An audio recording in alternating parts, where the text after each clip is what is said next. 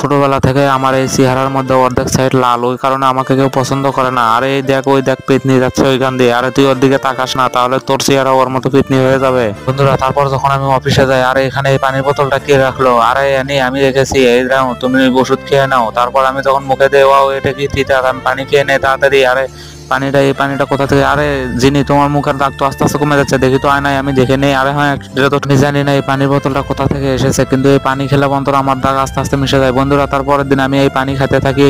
তারপর হঠাৎ করে অফিসে যখন চলে আসি, আরে যিনি, তোমার মুখের দাগ তো সব মিশে গিয়েছে। আরে আনি, হ্যাপি বার্থডে। আরে এই কেকটা কে নিয়ে এসেছে? আরে আমরা এরকম খারাপ কেক কখনোই নিয়ে আসিনি। আরে এরকম কেক তো শুধু লিয়াই নিয়ে আসতে পারে। আরে লিয়া, চলো আমি তোমার সাথে খাবার খাবো। আরে তুমি কি আমাকে দেখে ভয় পাও না? তোমাকে ভয় পাবো কেন? তোমাকে দেখতে তো অনেক সুন্দর দেখা যায়। আরে তুমি এত কেরলা খাও কেন? আরে আমার ছোটবেলা থেকে কেরলা খেয়ে অভ্যাস হয়ে গেছে। ও তাই? তাহলে তো আমি তোমাকে গিফট করবো একদিন না একদিন। বন্ধুরা, তারপর নেক্সট পার্টে, তাহলে তাদের ভিডিও দেখতে লাইক দিয়ে চ্যানেলটি